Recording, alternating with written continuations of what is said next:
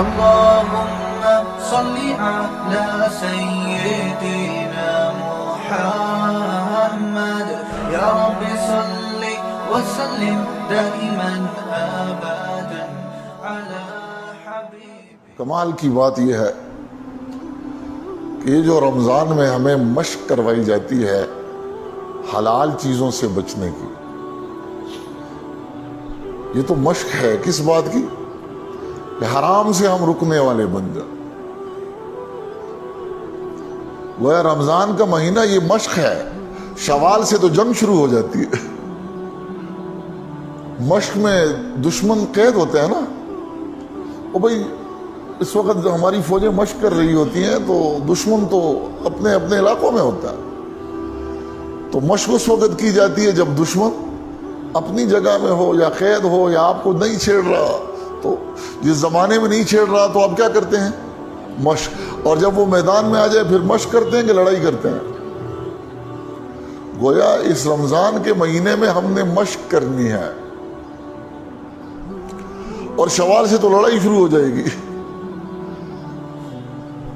اب کتنی نادان فوج وہ ہوتی ہے کہ جو مشق میں تو سارے ہتھیار نکال کر کوشش کرے، محنت کرے، اور اس وقت حالت جنگ آ جائے تو ہتھیاروں کو لپیٹ کر رکھ دے.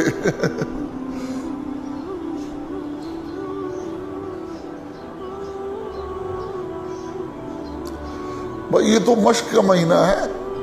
اس میں ہمیں ہماری 3 بنیادی ضرورتوں کو، کھانا پینا اور جنسی تسکین، 2 کا تعلق پیٹ سے ہے، 1 کا تعلق پیٹ سے نیچے کے ساتھ ہے. یہ سارا یہ نظام ہے جہاں پر سارا ہمارا وجود قید ہوتا ہے. سارے ظلم و ستم، ساری بے انصافیاں ان 2 کی وجہ سے دنیا کے اندر ہو رہی ہے. یا پیٹ کی وجہ سے یا جنس کی وجہ سے. میدا اور جنس یہ 2 ایسی چیز ہیں کہ یہ انسان کو ظالم بنا دیتی ہیں. یہ حدود سے تجاوز کر جاتا ہے. تو شریعت نے انہی 2 پر پابندی لگا دی، میدے پر اور جنس پر. یہ مشق کروائی جا رہی ہے. یہ مشق کروائی جا رہی ہے. اور مشق کیا ہوتی ہے؟ مشق میں فوجیں اپنے سارے ساز و سامان کو لے کر میدان میں نکل کر مصنوعی جنگ کا سامان پیدا کرتے ہیں اور اس میں دوڑتے ہیں، اس میں ہتھیار استعمال کرتے ہیں، ایک دوسرے کے ساتھ کشتی ہوتی ہے.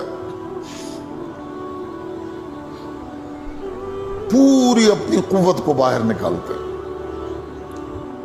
اور کسی چیز کو حاصل کرنے کے لیے اپنے سارے اسباب، ساز و سامان اور وسائل کو استعمال کر کے اس قوت کو حاصل کرنے کی جو کوشش ہوتی ہے اس کو مشق کہا جاتا ہے. آپ دیکھتے ہیں کہ ہمارے ہاں اسکولوں اور کالجوں میں جو سبق ہوتا ہے تو اس کے آخر میں ایک مشق ہوتی ہے. اگر کسی بچے نے وہ مشق حل کر دی تو وہ سبق سارا اس کے قابو میں آ جاتا ہے. وہ مشق کس لیے ہوتی ہے؟ سبق کو قابو کرنے کے لیے ہوتی ہے.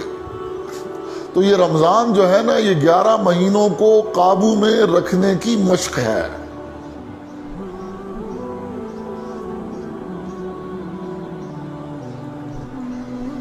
اللہ اللہ. تو اس میں بعض روزے ایسے ہیں جو فرض ہیں. وہ کون سے روزے ہیں اس کا علم ہمیں ہونا ضروری ہے.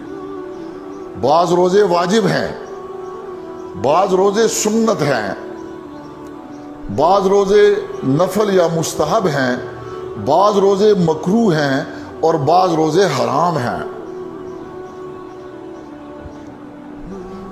اس لیے عمل سے پہلے عمل کا علم ہونا ضروری ہے. روزوں کی 6 قسمیں علماء نے بیان فرمائی. کتنی قسمیں ہیں؟ 6 قسمیں ہیں. 4 اس کے مدارج ہیں.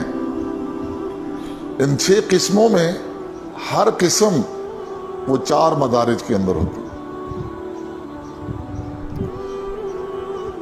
6 تو اس کی قسمیں ہیں، 4 اس کے درجے ہیں. ادنا درجہ وہ فاسد روزے ہیں، اس سے جو بڑا ہے وہ ناقص روزے ہیں، اس سے جو بڑا ہے وہ کامل روزے ہیں، اس سے جو بڑا ہے وہ اکمل روزے ہیں.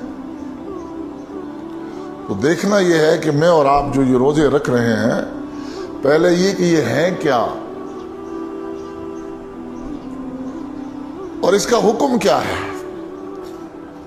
پھر یہ کہ یہ قرب اور درجے کے لحاظ سے اس کی حیثیت کیا ہے. ہر عمل سے پہلے اس کا علم حاصل کرنا فرض ہے.